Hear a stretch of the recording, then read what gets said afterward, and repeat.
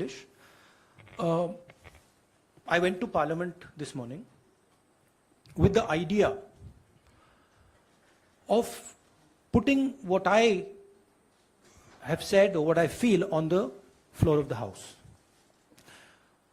4 ministers have raised allegations against me in Parliament House.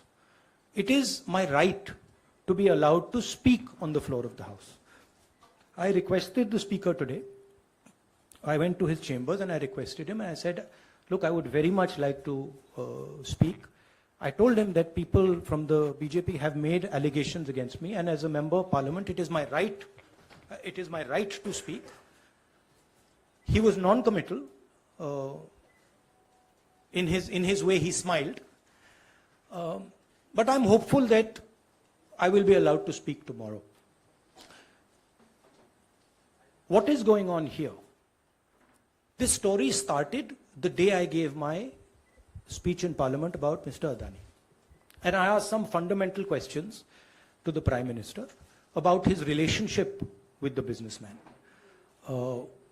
about how Mr. Adani has been given pretty much the entire India-Israel defense relationship, how he's been given the Bombay airport, other airports, how rules have been changed to allow him to be given these things.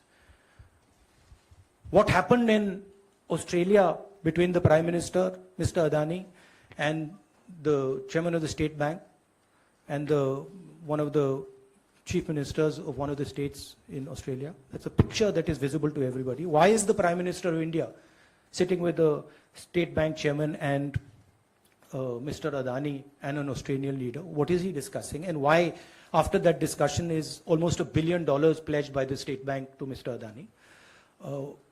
What was said in Sri Lanka? Why Mr. Rajapaksa, a person has made a statement saying Mr. Rajapaksa told him that Mr. Adani was given the contract and it was basically Mr. Modi who told him. The same in Bangladesh. So these are relevant questions. And the whole idea is that these questions must not be on the table.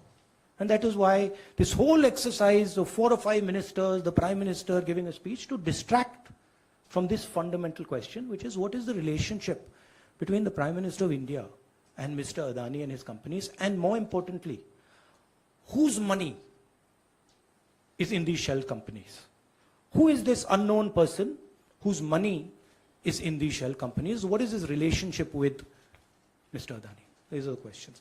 I would like to go into the details with you. Unfortunately, I'm a member of Parliament and I'm hopeful that I will be allowed to speak in Parliament. So I would like to first place my statement on the floor of the House, and then after that I'll be happy to have whatever discussion you want with me.